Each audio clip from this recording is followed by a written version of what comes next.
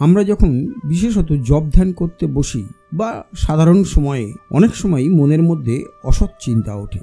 এটা কেন ওঠে এবং এই অসৎ চিন্তা যাতে মনে না ওঠে তার জন্য আমরা কি করতে পারি, এই প্রশ্নের উত্তর আমরা জেনে নেব শ্রী শ্রী সারদা মায়ের আলোচনা থেকে। এক ভক্ত গিয়ে মাকে প্রশ্ন করছেন, মা, মনের মধ্যে অসৎ চিন্তা ওঠে কেন, আর এর থেকে পরিত্রাণের পথই বা কি? শ্রী শ্রী সারদা মা বললেন, দেখো বাবা, মনের স্বভাবই হলো নিচের দিকে যাওয়া। মানুষ কত মনের জোর সম্বল করে বাঁধ দিয়ে রাখে, আবার বাঁধ ভেঙে কখনো কখনো জল বেরিয়ে পড়ে, তবুও চেষ্টা করতে হয়। কিন্তু সাধু সঙ্গ সৎ চর্চায় মন খুব ঊর্ধ্বমুখী হয়। সাধুদের কৃপায় অতি নীচ লোকেরও মনের গতি ফিরে যায়। দেখো, বৃন্দাবনের সেই সোনা খোঁজা সাধুর দিব্যজ্ঞান হয়ে গেল, পরশ পাথর পেয়েও ফেলে দিল। সাধুর বেশ ধরে পাখি ধরতে গিয়ে পাখিদের নির্ভয় ভাব দেখে ব্যাধের বৈরাগ্য উপস্থিত হলো। সেই জন্য এই সৎসঙ্গ করবে। সাধু সঙ্গ যদি না পাও তাহলে সদ্গ্রন্থ পড়ো। মহাপুরুষদের জীবন আলোচনায় চিত্ত শুদ্ধ হয়। দেখো,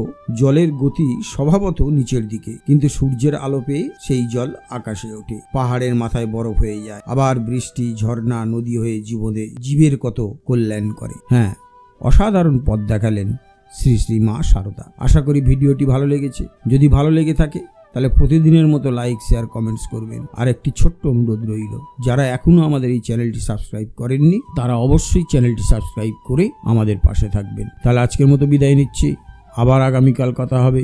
নমস্কার, ধন্যবাদ।